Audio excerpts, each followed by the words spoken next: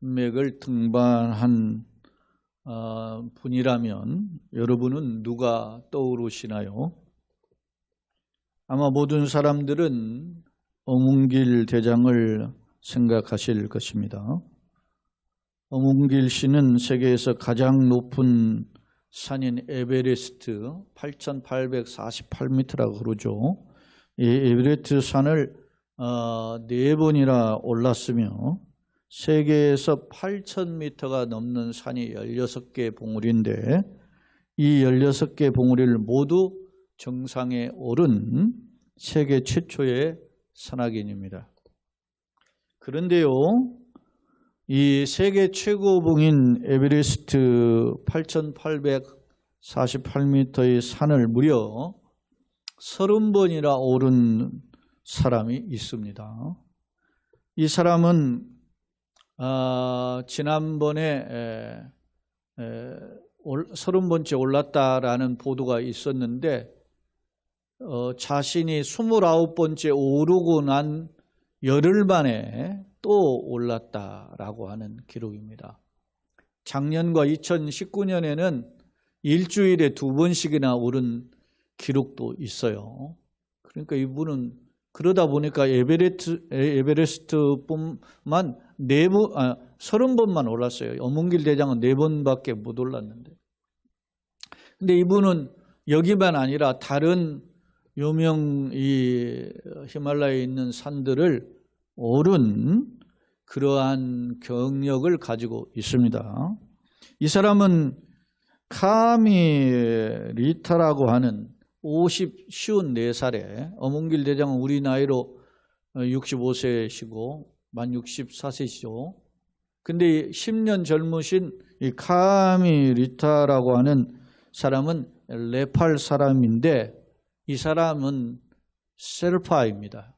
이 세르파는 본래는 이 산악 원정대들을 안내하는 가이드 안내인인데요. 그냥 단순한 가이드가 아니고 날씨도 체크하고 시간도 측정하고 여기서 어디까지는 어떻게 가야 되고 이런 것들을 다 일종의 코칭하는 그런 가이드라는 것이죠. 그래서 정상 루트 정복 어떤 과정으로 가야 되고 이런 어떤 시간대를 공격하고 날씨는 어떻게 될 겁니다 라는 것을 그 경험을 통해서 제공하는 조언자라는 거예요. 그러나 많은 사람들이 이 셀파를 어떻게 생각하냐면 산악 원정대를 뒤따라다니며 그 짐을 운반해. 이 사람들이 운반하다 보면 짐들이 많잖아요. 그걸 이 산악 원정대들이 다 가지고 못 가요. 그러니까 이 셀파를 통해서 이렇게 짐을 나르게 하거든요. 그러니까 사람들은 흔히 짐꾼 정도로 생각한다는 점입니다. 그러나 여러분, 이 셀파는 세계 최고의 산악인들보다 더 많은 에베레스트의 그 높은 에베레스트는 히말라야 산맥의 최정상이고 그 에베레스트보다 또 다른 8,000m 봉우리들이 네팔을 비롯해서 중국, 파키스탄 이런 곳에 걸쳐 있는데 이런 산들을 수없이 오른 그런 산악인보다 더 많이 오른 그런 사람이지만 이름으로 따지면 무명의 존재라는 점입니다. 사랑하는 성도 여러분, 여러분들은 만일에 세계 최고의 에베레스트를 오르게 된다면 여러분은 어떤 신분으로 산악인으로 오르고 싶습니까? 아니면 짐꾼으로 오르고 싶습니까? 여러분이 만약에 되고자 한다면 유명 산악인이 되고 싶습니까? 아니면 무명의 세르파가 되고 싶습니까? 우리 속담에 기왕이면 다홍치마라는 격언이 있는데요. 기왕 목숨 걸고 오르는 에베레스트에 유명 산악인으로 사진도 찍고 이렇게 알려지기를 원하는 것이 보통 사람의 마음인 것이 사실입니다. 그런데요, 오늘 우리가 사도행전 8장 9절로 24절의 말씀을 읽었는데 오늘 이 말씀 속에서 교회 안에서 유명해지려다가 졸지에 사이비로 전락해버린 한 사람을 오늘은 보여주고 있습니다. 그 사람은 여러분이 짐작하고 계시는 것처럼 마술사 시몬입니다. 시몬은 그렇다면 본래 어떤 사람인가요? 오늘 말씀 중에 8장 9절로 11절을 함께 같이 읽겠습니다. 그 성에 시몬이라 하는 사람이 전부터 있어 마술을 행하여 사마리아 백성을 놀라게 하며 자칭 큰 자라 하니 낮은 사람부터 높은 사람까지 다 따르며 이르되 이 사람은 크다 일컫는 하나님의 능력이라 하더라. 오랫동안 그 마술에 놀랐으므로 그들이 따르더니 마술사 시몬에 대한 정보를 오늘 9절로 11절에서 살펴볼 수 있습니다.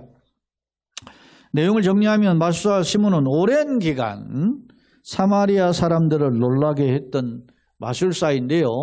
자칭 큰 자라 그렇게 했고 사람들 역시 낮은 사람은 높은 사람보다 크다라고 하면서 심지어는 그 사람이 하는 것을 일을 행위를 하나님의 능력이라 이렇게 평가하기도 했었다는 사실입니다. 초대 교회의 순교자였던 저스틴 마르티어라고 하는 분이 있죠. 저스틴 유스티노스라고로 알려져 있는 분인데요. 이분은 이 시몬 마술사 시몬을 향해서 그는 애굽에서 마술과 철학을 공부한 사람이다라고 평가하고 있습니다. 또 초대교회 교부인 이보다 이 저스틴보다 앞서 있는 이레니우스라고 하는 교부는 시몬을 가리켜서 그는 영지주의의 창시다라고 설명하기도 합니다.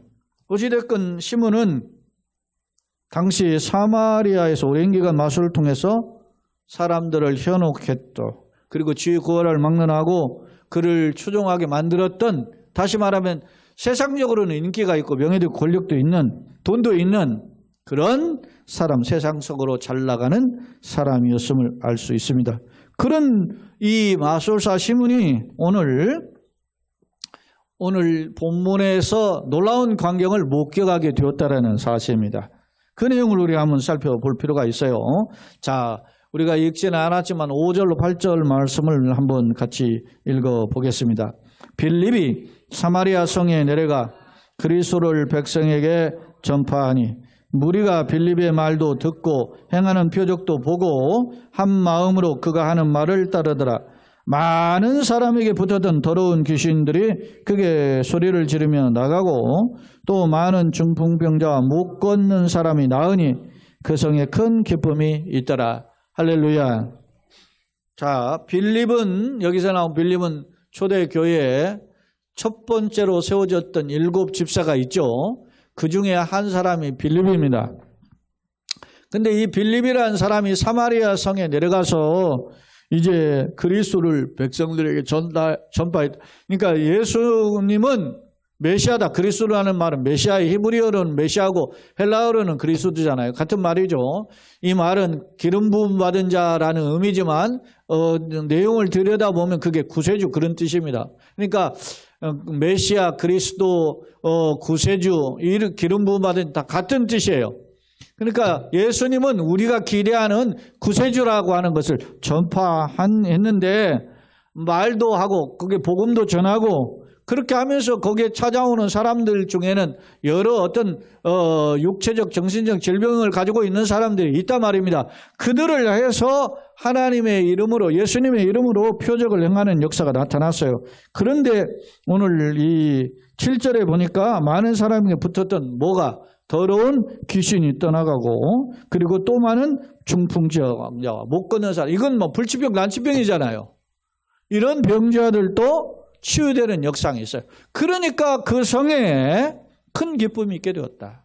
다시 말하면 빌립의 전도, 누굴 전했어요? 예수는 그리스도라고 하는 복음 전파를 통해서 부차적으로 일어나는 많은 어떤 기적들이, 귀신이 떠나가고 병자가 치료되고 특히 불치병, 난치병이 해결되는 역사가 있음으로 말미암아 그 성에 큰 기쁨이 있게 되었다라고 하는 것입니다. 이 놀라운 광경을 누가 본 거예요? 마술사 시몬이 같이 목격을 했던 거죠. 여러분, 사마리아는 어떤 곳입니까? 이스라엘 북쪽에 갈릴리 중간에 사마리아, 남쪽에 유다로 나눠지는데 이게 전부 가나안 땅이에요. 그런데 왜 가나안의 중심적인 사마리아, 이 사마리아는 본래 남북왕국, 솔로몬 사후에 남북왕국 갈라졌을 때 북왕국의 수도가 있었던 곳이 사마리아예요. 그런데 왜 이 사마리아를 이스라엘 사람들이 외면했냐? 이 북왕국이 멸망하면서 멸망시킨 나라가 아수르인데 아수르 제국이 이 북왕국에 소유되는 사마리아에 와가지고 살면서 소위 이스라엘 민족을 혼혈화로 만들어버렸어요. 그래서 어떤 혈통의 정통을 잃어버리고 신앙의 순수성을 잃어버리게 만들었다 해서 사마리아 사람들과 이스라엘 사람이 상종하지 않았단 말이에요. 저 사람들은 말이지 순수함을 잃어버렸다. 그런 곳이에요. 그런 곳에 누가 찾아갑니까? 지금 빌립 집사가 찾아가서 복음을 전했는데 놀라운 역사가 일어났다. 할렐루야.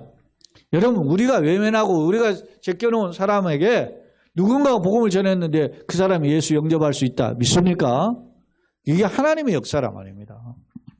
자, 그런데요, 이 놀라운 귀신이 떠나가고 중풍병자가 치료되고 앉아서 걷지 못했던 사람이 불치병자가 일어나는 역사가 일어났어요. 그래서 사마리아 사람들이 열광했는데 한번 그 내용을 봅시다. 12절로 13절. 자, 같이 한번 읽습니다. 시작. 빌립이 하나님 나라와 및 예수 그리스도의 이름으로 관하여 전도함을 그들이 믿고 남녀가 다 세례를 받으니 시몬도 믿고 세례를 받은 후에 전심으로 빌립을 따라다니며 나타나는 표적과 능력과 큰 능력을 보고 놀라니라. 이렇게 사마리아 사람들이 막 열광하는 중에 누구도 있었다? 이 마술사 시몬, 자칭 큰 자라면서 모든 백성들을 막 미혹하면서 그 앞에 군림을 냈던 누구? 이 시몬도 이 빌립의 전도를 통해서 어떻게 해요? 꼬박 거꾸러진 거예요. 그래서 그도 세례를 받고 전심으로, 여기 본문을 보니까 전심으로 빌립을 따라다녔다. 그러니까 어찌 보면 외형적으로 볼 때 이가 마술사 시몬도 빌립의 전도와 사역을 통해서 은혜를 받았음을 엿볼 수 있습니다. 그런데 그것으로 끝나면 좋은데 이 사람이 어떻게 했느냐. 자, 보세요. 자, 이러한 소식이 어디까지 전달이 됩니까? 예루살렘 교회에 전달되었습니다. 생각해 보세요. 예루살렘 교회가 어떤 곳입니까?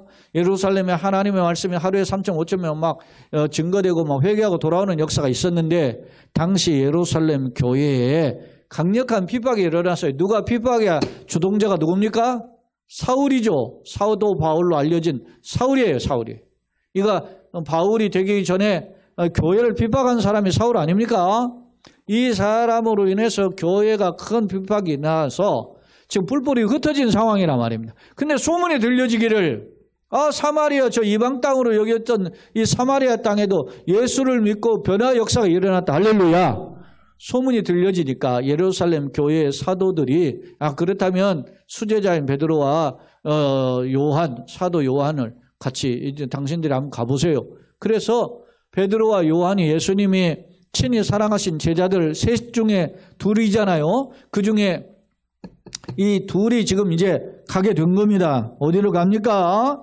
지금 사마리아에 갔어요. 가서 어떤 일을 하게 됩니까? 자, 사마리아 성에 방문한 14절로 17절의 내용을 한번 우리가 같이 한번 읽겠습니다. 시작. 예루살렘에 있는 사도들이 사마리아도 하나님의 말씀을 받았다함을 듣고 베드로와 요한을 보내매 그들이 내려가서 그들을 위하여 성령 받기를 기도하니 이는 아직 한 사람에게도 성령 내리신 일이 없고 오직 주 예수의 이름으로 세례만 받을 뿐이더라. 이에 두 사도가 그들에게 안수하며 성령을 받는지라. 소문이 마요. 저 사마리아에서도 예수를 영접하는 놀라운 역사가 있다라고 해서 베드로와 요한을 파송해서 두 사람이 가보니까 근데 그들에게는 뭐가 없었다는 거예요? 아직 성령이 내리신 일이 없다 이렇게 표현했는데 이 말은 무슨 말이냐면 예루살렘 교회에는 뭐가 있었어요?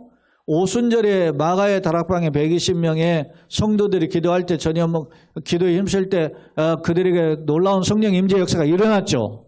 그리고 3,000명 5,000명 해가 돌아오는 무리들 중에 빌기를 사도행전 4장에 보면 빌기를 다음에 어떻게 해요? 거기에도 막 무리의 성령의 충만한 역사가 또다시 일어났어요. 할렐루야. 그런데 사마리아에도 예수님을 영접했다는 말 소문을 듣고 가보니까 이런 역사는 없었다는 말입니다. 그러니까 베드로와 요한이 그들에게 뭘 했어요? 안수 기도하니까 성령이 임하셨어요. 할렐루야. 그러니까 여러분 보세요. 베드로와 요한이 사마리아에서 복음을 영접한 사람들에게 가서 보니까 예수 이름으로 세례는 받았는데 성령이 뒤집어지는 귀한 강력한 역사는 보이지 않아서 그들에게 안수했더니 성령이 오순절에 성령의 역사, 임재와 같은 역사가 임했다라는 겁니다. 그런데 이게 무슨 의미인가? 라고 하는 점을 먼저 설명할게요. 자, 이 말씀은 사도행전 1장 8절이 소위 사도행전 1장부터 28장까지 전체의 키 센텐스의 주제구절이에요. 자, 그 내용을 여러분 다 아셔요. 같이 한번 읽어봅시다. 시작. 예수님이 이제 승천하시기 전에 하신 제자들에게 명령해. 자, 한번 같이 읽어봅시다. 시작. 오직 성령이 너희에게 임하시면 너희가 권능을 받고 예루살렘과 온 유대와 사마리아와 땅끝까지 이르러 내 증인이 되리라 하시니라. 오늘 성령이 오시는 이유가 뭐냐면 땅끝까지 이르러 예수님을 증언함으로 예수 생명의 구원을 얻게 하시는고자 함이 성령의 오심의 목적입니다. 할렐루야. 그 성령의 오심의 목적이 바로 그런데 그렇게 하기 위해서 오순절에 임하신 역사는 크게 세 가지 특징이 있었죠. 불의 혀같이 갈라지는 현상이 눈에 보였고, 그리고 강하고 극한 바람 소리와 같은 것이 귀에 들렸고, 그리고 어떻게 해요? 각 사람 개인에게 뭐가 있어요? 방언과 같은, 방언은 오늘날 같은 방언이 아니라 내가 말을 하는데 외국말로 하는데 영어든 독일어든 러시아 말이든 폴란드 말이든 하는 그런 말로 들리게 되었단 말입니다. 그런 현상적인 역사들이 벌어진 거예요. 근데 그런 성령의 임재하심이 있으면 너희가 그냥 있지 말고 어디서? 예루살렘 여기에서뿐만 아니라 예루살렘 감싸고 있는 유대 지역과 더 나아가서 어디? 사마리아와 어디까지? 땅 끝까지, 세상 끝까지 가서 이 하나님의 구원의 역사를 전하라. 할렐루야. 이게 예수님의 명령의 지상명령. 그러니까 사도행전 1장 8절은 사도행전 1장에서 28장까지 내용은 이 1장 8절의 내용이 어떻게 성취되는가를 보여줘요. 그래서 사도행전의 또 다른 제목을 뭐라고 하죠? 성령행전이라는. 사도들이 움직이면서 복음을 전했지만 그 역사는 누가 하셨다? 성령께서 하셨다. 그래서 무슨 행전? 성령행전이라 부르는 거예요. 그런데 이 놀라운 초자연적인 역사를 일어났을 때 오늘 이 사마리아에서는 어떤 현상이 일어났죠? 베드로와 요한이 어부할 때 안수할 때 이런 역사가 일어났단 말입니다. 그래서 많은 사람들, 오늘날도 목회자들 중에는 이런 사람이 있어요. 그러면서 성령 받아라 하면서 또 안수하면서 사람들이 뒤집어지고 그런 역사들이 있고 하니까 그렇게 한단 말입니다. 마치 지가 성령을 주는 것처럼 무슨 손바닥에서 장풍이 나가는 것처럼 성령 받아라 이따위 짓을 하는데 이거 다 사이비적인 행위예요. 착각하면 안 됩니다. 여러분 목회자가 손으로 내밀어 성령 받으라 해서 성령 받는 일이 아니에요. 그러면 목사님 오늘 사도 베드로와 요한이 안수했을 때 성령 임하는 건 뭡니까? 그거는 여러분 보세요. 빌립 집사가 여러분 사역을 할 때 뭐가 일어났죠? 귀신이 떠나가고 뭡니까? 병 고침이 중풍병자가 나고 여러분 오늘날 중풍병자도 못 고쳐요. 그리고 또 오늘 또 무슨 일이 있어요? 앉아서 걷지 못하는 사람이 일어나서 할렐루야. 이게 다 무슨 역사입니까? 성령의 역사지. 꼭 방언하고 그냥 뒤집어지는 그런 역사만 성령의 역사. 이미 성령의 역사가 있었는데 단지 자신들과 같은 그런 현상이 나타나지 않았을 뿐이에요. 자, 한번 보세요. 그러면 성령님은 어떤 분인가? 여러분, 성령님은 무슨 목사가 손 뻗쳤다고 해서 임하는 분이 아니라는 거예요. 성령님은 성삼위 하나님이잖아요. 성부와 성자와 성령 하나님이 삼위 하나님이란 말입니다. 그래서 우리 웨스트민스터 신앙고백서에는 분명히 이렇게 정의했어요. 성삼위 하나님은 영광과 권능이 동일하신 분이다. 단지 사역적인 측면에서 아버지는 아들을 보내시고 아버지와 아들에 의해서 성령이 오실 뿐이지 권능은 동일하신 분이란 말이에요. 오늘 우리에게 주시는 성령은 인격체란 말입니다. 성령은 내 안에 계시고, 그래서 성령의 오심을 그러면 우리가 성경 속에서 살펴볼 필요가 있다는 거예요. 자, 오순절에는 어떻게 임하셨죠? 오순절에는 사도행전 2장에 보면 마가의 다락방 120명의 성령이 임했는데 그때는 어떻게 임했어요? 누가 안수했어요? 그렇지 않았습니다. 약속에 따라서 그들이 기도에 힘쓸 때 성령이 임하신 줄로 믿습니다. 성령 그렇게 기록하고 있어요. 사도행전 2장을 보면. 그 다음 여러분 우리가 오늘 8장이지만 10장에 가보면 10장 한번 보겠어요. 10장 44절 45절 같이 읽어봅시다. 시작. 베드로가 이 말을 할 때 성령이 말씀을 듣는 모든 사람에게 내려오시니 베드로와 함께 온 날래 받은 신자들이 이방인들에게도 성령 부어주심으로 말미암아 놀라니. 할렐루야. 이때 고넬료의 가정에 뭐에 임했어요? 성령이 임했어요. 할렐루야. 근데 그때는 어떻게 안수하지 않았어요. 그때는 어떻게 해요? 하나님의 말씀 베드로가 증거할 때, 선포할 때 성령의 임재가 있었으면 할렐루야. 이때 고넬료의 가정도 이런 놀라운 기적의 역사를, 폭발적인 역사가 일어났다는 거예요. 그런데 어떻게 할 때? 말씀을 들을 때 할렐루야. 그러니까 오순절에서는 저녁 기도에 힘쓸 때, 그리고 고넬료의 가정에는 말씀을 들을 때, 그리고 사마리아에는 안수할 때 역사가 임했어요. 할렐루야.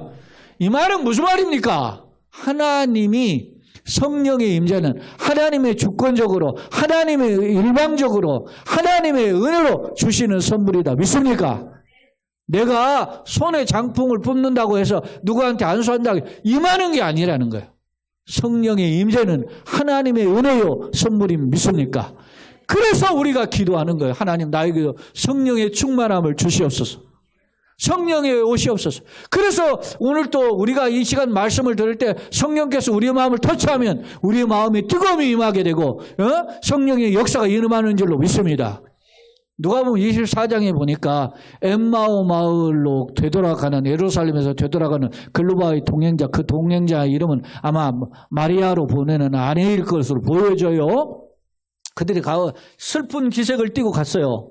근데 그들이 어떻게 해요? 가는 도중에 예수님이 동행하면서 물어요. 야, 니네들 서로 주고받는 일이 뭐냐? 아니, 당신 말이 예루살렘에 오는데 그게 무슨 일 모릅니까? 지금 우리 발칵 뒤집혀졌잖아. 무슨 일을 뒤집혔는데?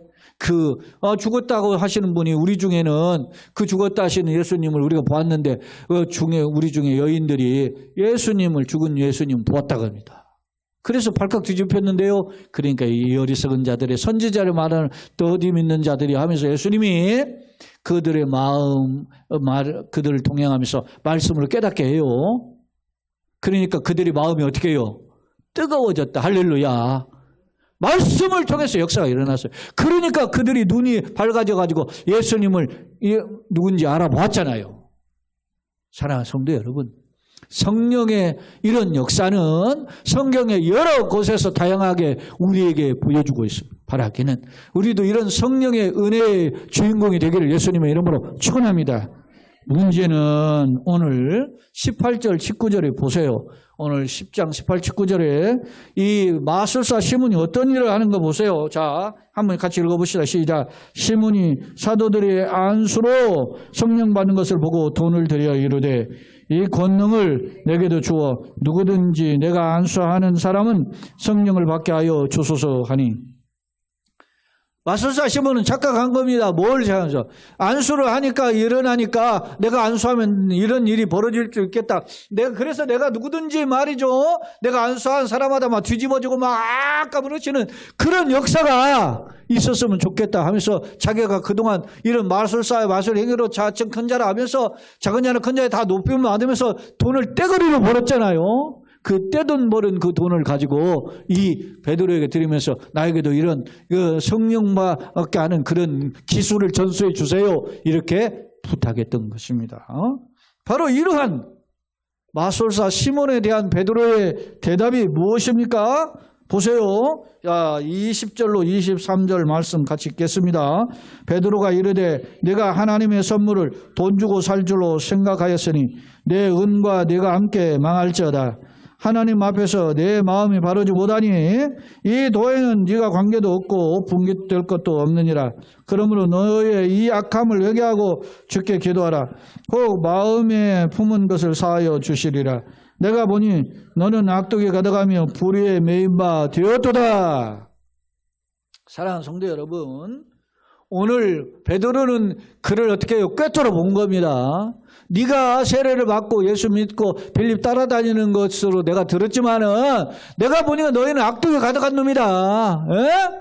하나님의 선물인 성령님을 네가 돈줄로 살로 살 줄로 생각했다. 이게 하나님을 뭐 한 거요? 모독한 거요. 이게 신성모독이에요. 하나님의 찾아오심을 마치 돈으로 살 줄로 생각하는 인간들, 이거는 삼위 하나님을 모독한 거죠. 그게 신성모독이다. 그렇게 하면서 그의 행위 뭘로 했어요? 돈을 들여서 이것을 살려고 했죠. 이런 것을 뭐라고 해요? 사이몬이라고 하죠, 영어로. 사이몬이가 뭐예요? 성직매매. 그래서 오늘 우리는 성직매매 사이몬이라는 말을 뭐예요? 돈 들여가지고 뭐 장로되고 돈 들여 권사되고 이런 행위들을 성직매매라 하죠. 그래서 우리 교회도 임직할 때 필요의 경비들만 여러분들이 교회에서 헌신했지만 그 이상의 돈을 받지 않았잖아요. 왜? 다른 교회에서는 저 장로가 될 때 몇천만 원 억대 내고 장로 되는 사람도 있잖아요. 한국 교회 공공연한 소문이야. 응? 안수 집사, 권사님들 그렇게 될 때 다 수백만 원씩 다 내죠. 1,000만 원 이렇게 큰 교회들은 넘기도 해. 이게 내가 보기에는 뭐하다? 사이몬이 성직매매와 같기 때문에 우리 교회는 절대 이런 일이 있을 수 없다. 그래서 3번의 임직식을 하는 동안에 한 번도 그런 일이 없었던 거예요. 네? 오직하면 목사가 임직식 때, 여러분이 다른 교회 임직식 때 목사들한테 말이죠, 뭉탱이 또는 봉투를 내서 목사님들 유럽 여행 보내주고 그래. 아니 큰 교회들 다 그래요. 그런데 제가 예를 들어서 하나 제가 받질 않잖아요. 에? 그걸 경계하는 마음으로. 제 잘난 체를 하는 게 아니라 그만큼 소중한 일이라면. 여러분 따라서 합시다. 내 직분은 목사가 준 게 아니라 하나님이 주셨다. 믿습니까? 목사를 통해 주신 거 하나님이. 아멘. 그런 자기 정체성이 있어야 돼요. 세례를 그래서 여러분요, 세례를 목사가 주는 것 같지만 목사가 주는 게 아니에요. 목사가 누구의 이름으로? 성부와 성자와 성령의 이름으로 세례를 주나. 목사는 단지 도구야. 누가 주시는 거예요? 성삼위 하나님이 주셔요. 믿습니까? 나를 구원하시는 사인의 표로 하나님이 성삼위 하나님이 나에게 은혜를 주셔요. 믿습니까? 그래서 감격하는 거예요. 내가 세례 받은 날을 결코 놓쳐서는 안 되는 거예요. 그래서 잊어버리면 우리가 매우 중요한 것을 오늘 본문을 통해서 보여주고 있어요. 사랑하는 여러분, 오늘 이 마술사 시몬은 돈이면 다 되는 것처럼 생각하고 돈이면 다 되는 것처럼 행동해왔던 그 삶이 예수 믿고도 뒤집어지지 않았음을 오늘 본문은 보여줘요. 예수 믿고 이런 잘못된 생각을 내려놓아야 되는데 그러지 못했어요. 오늘날도 우리가 사는 사회도 마찬가지 아닙니까? 세상에서도 돈 있으면 제일입니다. 그런데 그 돈 있으면 제일인 모습이 어디에도 나타나요? 교회에도 나타나죠. 교회도. 돈 많은 교회 제일 아닙니까? 오늘 우리가 작은 교회에서 내가 속해서 봉사하고 헌신하는 거 얼마나 값집니까? 제가 지난주에도 선교사님 오셨는데 선교사님이 저하고 약속하기를 5분만 멘트한다고 그랬어요. 5분만. 그리고 목사님이 설교하세요. 그래 제가 선교사님이 그냥 왔으니까 보기도 하고 하나님 말씀을 전하세요. 제가 주일 예배 자리를 양보하지 않잖아요. 이게 얼마나 귀한 자리인데. 그런데 본인이 또 그러니까 그렇게 하려고 했는데 영상 5분 이미 제가 편집했고 본인이 그런데 보니까 내가 하기에는 15분은 한 것 같아. 본 게 보고. 그래서 제가 설교를 줄인 거예요. 20분을 못하게 했지. 귀한 말씀. 저에게는 굉장히 아쉬움이 있어요. 교인들에게는 예배 그 다음에 이어지는 성찬식도 있어서 또 힘들 시간이어서 제가 최대한 시간을 단축하려고. 그러나 제 마음속에 뭐가요? 아쉬워요? 30분 이상 설교하는 설교 시간을 줄였기 때문에 내가 너무 아쉬웠다고. 여러분, 이게 제 마음이에요. 여러분에게 주어지는 자리. 오늘 보세요. 예고하죠. 한 주 전에. 누가 와서 특송도 하고 누가 와서 해야 된다는 이 자리가 그냥 허투루 자리가 아니에요. 부담은 되지.